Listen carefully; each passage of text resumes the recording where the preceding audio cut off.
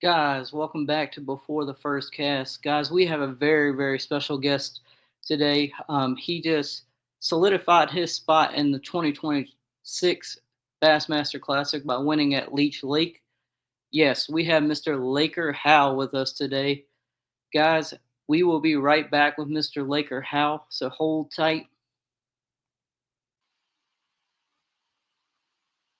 Well, guys, welcome back to the show. As you can tell, our guest Laker Howe has not showed up. I'm not really sure if there was a scheduling conflict or something. But I was gonna wait to do this podcast next week, but hopefully we can get things rescheduled with Laker and he can come on next week for you guys.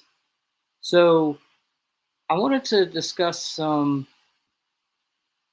misconceptions of fall bass fishing. There's five I want to go over, and they're pretty good ones. The first one is that you have to throw a treble hook bait in the fall. I want to be one to sit here and tell you that is not true. You can fish your single hook baits. You can fish, your frog style baits. You can fish your drop shots. They all still work. Think about places like Gunnersville on in Alabama. They have a ton of grass. I would not want to be throwing a treble hook bait through that. I would want to be throwing something like a frog, and punch him with a hook. I mean, that's what we do. That's what you do in grassy areas. Um, I think a drop shot is great on your clear reservoirs still this time of year. Um, just trying to think of some other non-treble hook baits that work during the fall. I mean, drop shot shaky head is another one that works just fine this time of year. Um, I mean, I'll throw these baits all year round just to try to get a bite.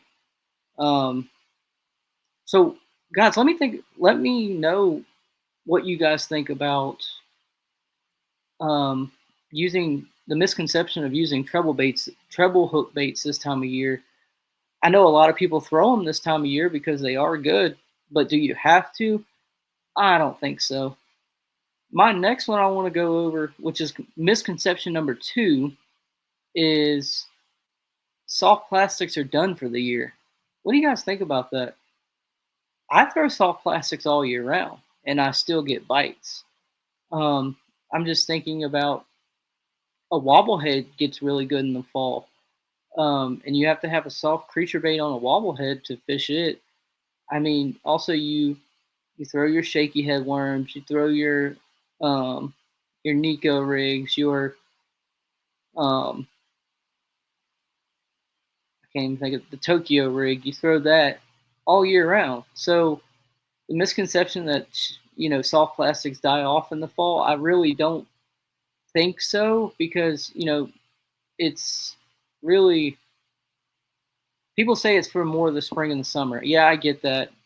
Fish are lethargic. Fish are you know wanting that easy meal to fall to them. I get that, but you know in most fall fisheries, shad and other types of bait fish tend to be the most prevalent forage. And what better bait than a soft plastic bait that looks like a shad, looks like a bait fish, looks like a crawdad to get their appetites back up and running. I don't know why that's a misconception and why people think that, oh, getting cold, got to put soft plastics away. No, don't do that. Also, guys, what's your favorite soft plastic in the fall? I'll tell you right now, you can't beat a drop shot with a magic worm on it in the fall. You're in the right areas where they're hungry and they'll eat it, they'll chomp it. Um, Misconception number three, you have to fish in the backs of creeks. Hmm. What do you guys think about this? I can be half and half on this kind of deal here. Do I think fish are in the backs of creeks? I think they are in certain backs of creeks that have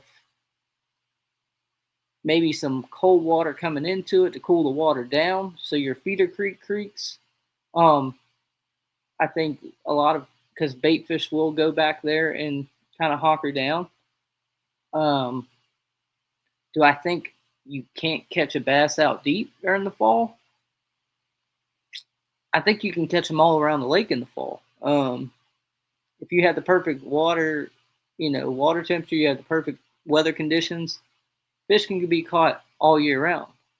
Now, what you have to think about and what you have to really take into consideration is where are the bigger fish going to be? Where are my winning fish going to be this time of year?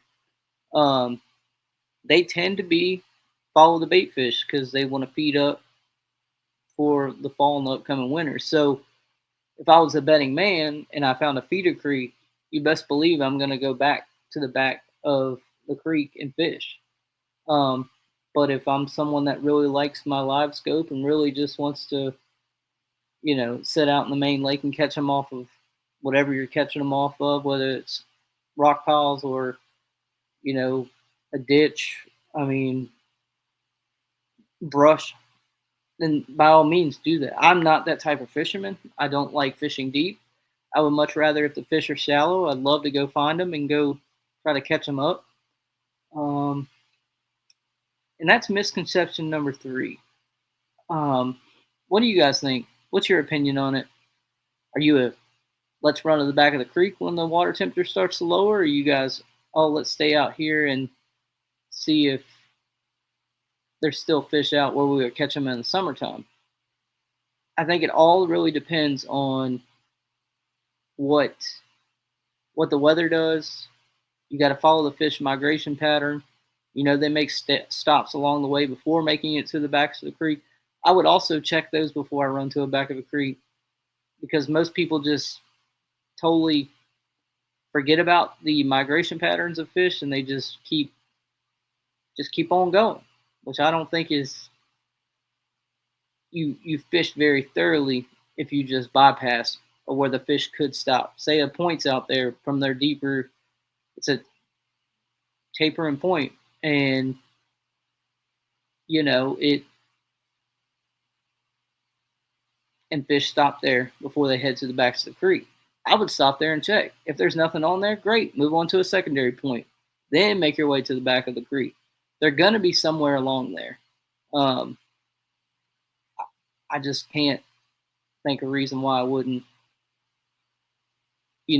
go throughout the migration patterns of the fish. Let's move on to number four. Daytime highs rule all. So I had to do some research on this one. I wasn't really sure what that meant. Um, Most people think that just because the high of the day, you know, that's going to determine what the fish are going to do. When I read up on this, I believe the overnight lows for a fishery determines what the fish are going to do.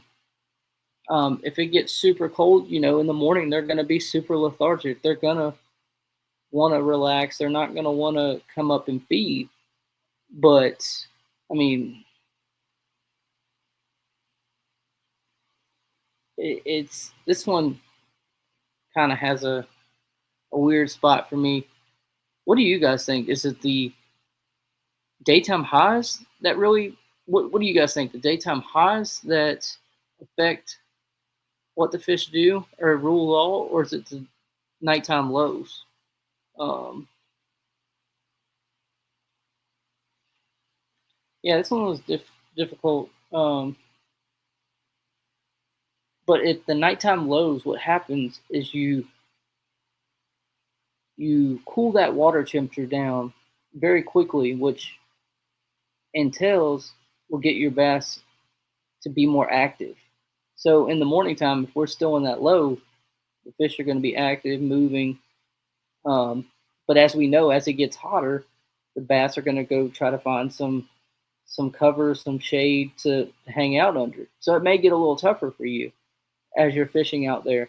So in my opinion, I think the nighttime lows really determine how active fish will be when you go fishing the next day. So keep an eye on your temperatures. Don't worry about the daytime highs in the fall. Worry about what your overnight lows are going to be, because that's going to tell the activity of your bass, in my opinion. Again, all of this is my opinion. Um, I'm no scientist, I'm no biologist by any means. I just think this is in a myth that can really throw you for a loop. Um, and then misconception number 5: cold fronts are bad. We hear as bass fishermen, bass fishing gals, cold front, they're never going to bite. Or if the wind's blowing a certain direction, they're not going to bite. They're going to have lockjaw. Well, after studying this a little bit, um, most of your cold fronts bring rain or bring some sort of weather. Um, and you want to circle this on the calendar, because not only is you're having a cooling trend, which you know cools your temperatures down. It also cools your water temperature down. So these can be the best fishing days on the planet. Um, so cold fronts always aren't bad. It may bring bad weather, but the best fishermen in the world fish in the worst conditions. You have to have the mindset of, this weather's not going to affect me. I'm not scared of a little rain or a little wind. Let's go out there. Because, be honest, if you get a cold front in the fall and your boat ramps are going to be empty, so what's that mean? Most people are off the water, so you got a lot of the water to yourself. Everybody's going to leave you alone, and there's not a lot of pressure on the bass. So what I have witnessed is, what you think or the weather thinks is going to be a terrible day turns out to be your best day of the week. So I encourage you, if you see a cold front, don't scare away from it. Circle those days that cold front's in, because you're going to have a great time fishing, you know, during a cold front. Now, again, a lot of this is all my opinion. And like I said before, I don't claim to be a biologist. I don't claim to be whatever, game and wildlife. I don't fish in game and wildlife. I don't claim to be them. I'm just trying to come from my perspective, my opinion on these misconceptions. And some people may debunk my opinion on the misconceptions. Um, but this is just kind of what I believe, what I, you know, really think is a good thing to discuss, because a lot of people have these misconceptions, and if I could just help from an opinion based side of things, help people make decisions better, or make a decision that maybe they normally wouldn't be, here we go. And guys, I really appreciate you guys sticking along. I know I said that we would have Laker Hal this week. We were supposed to. I'm not sure what happened.